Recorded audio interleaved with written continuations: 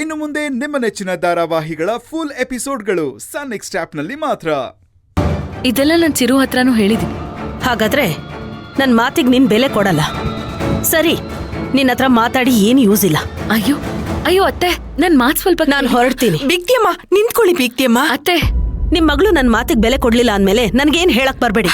ಬಿಗ್ತಿಯಮ್ಮ, ಯಾಕೆ ಹೀಗೆಲ್ಲ ಮಾತಾಡ್ತಾ ಇದ್ದೀರಾ? ನನ್ ಮಾತಿಗೆ ಬೆಲೆ ಇಲ್ಲ ಅಂದ್ಮೇಲೆ ನಾನು ಹೀಗೆ ಮಾತಾಡೋದು.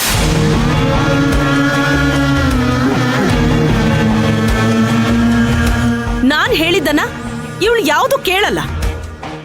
ನಾನ್ ಮಾತ್ರ ಇವಳು ನನ್ ಮುದ್ದಿನ ಸೊಸೆ ಅಂತ ತಲೆ ಮೇಲೆ ಹೊತ್ಕೊಂಡು ಮೆರೆಸ್ಬೇಕು. ಇದಕ್ಕೆ ಬೇರೆ ಯಾರನ್ನಾದ್ರೂ ನೋಡ್ಕೊಳ್ಳಿ. ಅಯ್ಯೋ, ಹಾಗೆಲ್ಲ ಮಾತಾಡ್ಬೇಡಿ ಬಿಗ್ತಿಯಮ್ಮ. ದುಡ್ಡು ಇಲ್ದೇ ಇರೋರ್ಗೆ ರೋಷ ವೇಷ ಯಾಕೆ? ನಿಮ್ ಮನೇಲೆ ಕಾಸ್ಟ್ಲಿ ಫರ್ನಿಚರ್ ಎಲ್ಲ ಇದ್ದಿದ್ರೆ ನಾನ್ ಯಾಕೆ ಇದನ್ನೆಲ್ಲ ತರಿಸ್ತಾ ಇದ್ದೆ? ನನ್ ಸೊಸೆ ಹೀಗೆ ಇರ್ಬೇಕು ಅಂತ ನನಗೂ ಆಸೆ ಇರಲ್ವಾ? ಅದನ್ನ ಯಾಕೆ ಇವಳು ಅರ್ಥ ಮಾಡ್ಕೋತಾ ಇಲ್ಲ?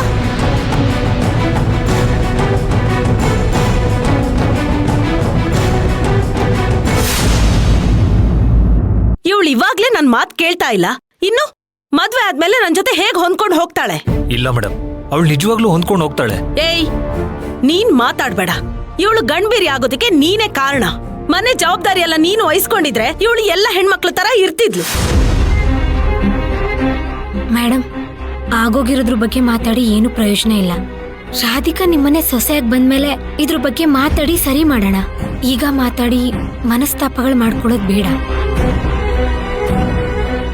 ನಾಳೆ ಹೂವಿಳಿಯ ಶಾಸ್ತ್ರ ಬೇರೆ ಇದೆ. ಏಯ್, ಏನ್ ನಿನ್ ಮಾತಿನ ಅರ್ಥ? ಅಂದ್ರೆ ಈ ಮದ್ವೆ ನಿಲ್ಲಿಸ್ಬೇಕು ಅಂತ ನಾನು ಹೀಗೆಲ್ಲ ಮಾತಾಡ್ತಿದ್ದೀನಾ? ಅಯ್ಯೋ, ನಾನು ಹಾಗೆ ಹೇಳಿಲ್ಲ ಮೇಡಮ್. ರಾಧಿಕನ್ಗೆ ಸರಿಯಾಗಿ ಅರ್ಥ ಆಗೋಗಿ ಹೇಳಿದ್ರೆ ಅವಳು ಮಾತು ಕೇಳ್ತಾಳೆ ಅಂತ ಹೇಳೋದಕ್ ಬಂದೆ.